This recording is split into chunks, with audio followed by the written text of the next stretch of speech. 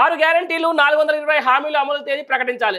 ప్రకటించి ఈ ప్రపంచం మొత్తం ఏమంటారు తెలంగాణ ప్రజలు మొత్తం ఏందా ఎప్పుడన్నా తేదీ ప్రకటించలే. ఇప్పుడు బండి సంజయ్ గారు ప్రకటించగానే ఎమ్మటే రేపు పొద్దున క్యాబినెట్ అంతా మీటింగ్ అయ్యి ఎమ్మటే ఇప్పుడు బండి సంజయ్ గారు అడిగేసిండ్రు. అడిగేసిన తర్వాత రేపు పొద్దున మళ్ళీ ఆయన ఊరుకోరని చెప్పేసి కాంగ్రెస్ నాయకులంతా భయపడి కాంగ్రెస్ ఏమంటారు దాన్ని మంత్రులంతా అసలు దడదడ వణికి ఎమ్మటే క్యాబినెట్ మీటింగ్ పెట్టి ఇప్పుడు 6 గ్యారంటీలు అర్జెంటుగా 420 హామీలు బండి సంజయ్ గారు అడుగుతున్నారు. ఎమ్మటే ఇప్పుడు ఇచ్చి పడేయాలి ఇప్పుడు అర్జెంటుగా రేపు ఎల్లుండి అని చెప్పి ఒక డేట్ ఫిక్స్ చేసుకొని ఫిబ్రవరి 29 ఫిబ్రవరి 31 చేస్తారు డేట్. ఫిబ్రవరి 29 చేస్తారు. ఫిబ్రవరి 29 రోజు అమలు చేస్తారు. ఫిబ్రవరి 31 వరకు ఫిబ్రవరి 29 నుంచి ఫిబ్రవరి 31 వరకు 6 గ్యారంటీలు అమలైతే 420 హామీలు అమలైతాయి.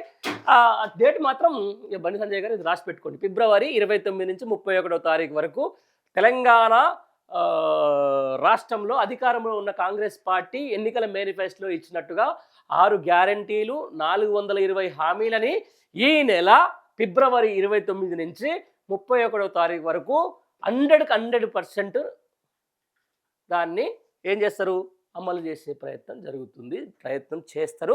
రాసి పెట్టుకోండి. ఇది ఈరోజు బండి సంజయ్ గారికి రేపు ఎమ్మటే లేఖ రాయమన్నా కూడా నేను రాస్తా. ఎందుకంటే ఫిబ్రవరి 29 నుంచి ఫిబ్రవరి 31 తారీఖు వరకు 6 గ్యారంటీలు 420 హామీలు ప్రజాపాలనలో కాంగ్రెస్ ప్రభుత్వం ఖచ్చితంగా అమలు చేసి తీరుతుంది. రైట్.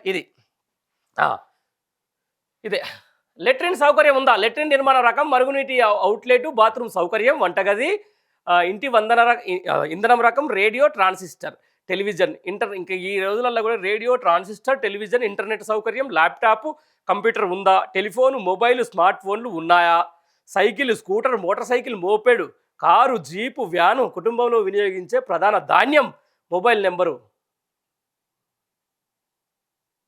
ఇదే మరి కుటుంబంలో వినియోగించే ప్రధాన ధాన్యం అంట. ఇంకెవరైనా అన్నం తినకుండా ఈరోజు కూడా కలువ గంజో తాగే పరిస్థితి ఉన్నది. ఇక వీళ్ళకే తెలవాలి. 1275 కోట్లతో కొడంగల్ భూసేకరణకు ఓకే. మక్తల్ నారాయణపేట కొడంగల్ ఎత్తిపోతల పథకం తొలి 2వ దశ ప్రాజెక్టులో డిస్ట్రిబ్యూటరీలకు ఏకకాలంలో భూసేకరణ చేపట్టాలని మంత్రివర్గం నిర్ణయించింది. భూసేకరణకు 1275 కోట్లు కేటాయించేందుకు ఆమోదం తెలిపింది. ఇక పిప్రి ఎత్తిపోతల పథకం అంచనాలకు 58 కోట్ల నుంచి 77 కోట్లకు, రావల్కోల్ కెనాల్ అంచనాలను 58 కోట్ల నుంచి 175 కోట్లకు పెంచేందుకు ఆమోదించింది. రైట్గో 75 నుంచి 100 అంటే 120 కోట్లు పెరిగినా కూడా 20%. 58 కోట్ల నుంచి 77కు 30%. 1275 20% అయిపోయాయి. ముఖ్యమంత్రి కోట ఓడిసింది అంతే. కొడంగల్ నుంచి ఆయన ఇప్పుడు కేరళ ఎలక్షన్లకు ఆయన ఇస్తాను 500 కోట్లు ఇక్కడనే అయిపోయినాయి మొత్తం.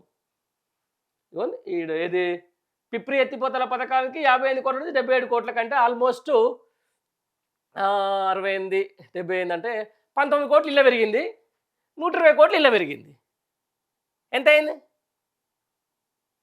19 కోట్లు 120 కోట్లు 139 కోట్లు. ఇక మొత్తం ఇదంతా కలిపి ఉంటాయి 1275 కోట్లు.